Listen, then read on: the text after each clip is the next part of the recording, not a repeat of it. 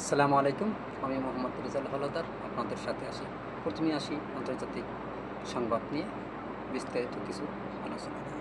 Trump পেলেন বড় দুঃসংবাদ। বিস্তারিত। ডোনাল্ড ট্রাম্পের জন্য সম্প্রতি বেশ কিছু গুরুতর দুঃসংবাদ এসেছে, যা তার প্রশাসন ও রাজনৈতিক অবস্থানকে চ্যালেঞ্জের মুখে করে ফেলেছে। নিচের বিষয়ে বিস্তারিত কিছু আলোচনা করা হলো। ট্রাম্পের দ্বিতীয় মেয়াদের 100 দিন পূর্ণ হওয়ার আগেই তার জনপ্রিয়তা উল্লেখযোগ্যভাবে হ্রাস পায়। কিন্তু পিউ রিসার্চ, টাইম ম্যাগাজিন এবং ফক্স নিউজের মতো জরিপগুলোতে দেখা গেছে অর্থনীতি, অভিবাসন ও বৈদেশিক নীতিতে তার অনুমোদনের হার নেমে গেছে। বিশেষ করে স্বাধীন ভোটারদের মধ্যে তার সমর্থন 12 পয়েন্ট কমে গেছে। বৈদেশিক নীতিতে ব্যর্থতা। চীন ও রাশিয়ার সঙ্গে ট্রাম্পের কৌশলগত পদক্ষেপগুলো প্রকাশিত ফলাফল আনতে ব্যর্থ হয়েছে। চীনের সঙ্গে বাণিজ্য যুদ্ধ ও রাশিয়ার প্রতি নমনীয়তা বিশ্ব রাজনীতিতে যুক্তরাষ্ট্রের অবস্থানকে দুর্বলতা করেছে।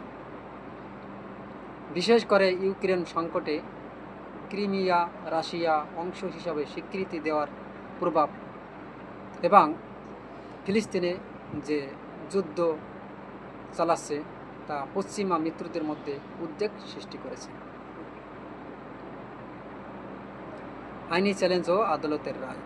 ট্রাম্প প্রশাসন শিক্ষা, ভোটাধিকার ও পরিবহন নীতিতে একাধিক আইনি চ্যালেঞ্জের মুখোমুখি হয়েছে। ফেডারেল আদালতগুলোতে প্রায় 200টির মামলায় প্রশাসনকে প্রতিরোধ করতে হচ্ছে। অভিবাসন নীতিতে বিতর্ক। ট্রাম্পের কঠোর অভিবাসন নীতিমালা, যেমন ব্যাপক বহিষ্কার ও আটক, জনমতকে বিভক্ত করেছে। যদিও কিছু রিপাবলিকান সমর্থন এই নীতিকে সমর্থন করেছে, তবে শান্তিপূর্ণ অভিবাসীদের বিরুদ্ধে কঠোর পদক্ষেপ সমালোচনার সৃষ্টি করেছে। প্রাসঙ্গিক।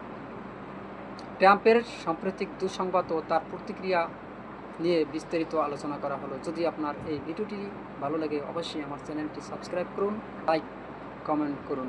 যদি আপনাদের মন্তব্য থাকে তা জানাতে পারেন। পরের ভিডিওতে আলোচনা করা হবে। আজ এই পর্যন্তই। আসসালামু আলাইকুম ওয়া রাহমাতুল্লাহি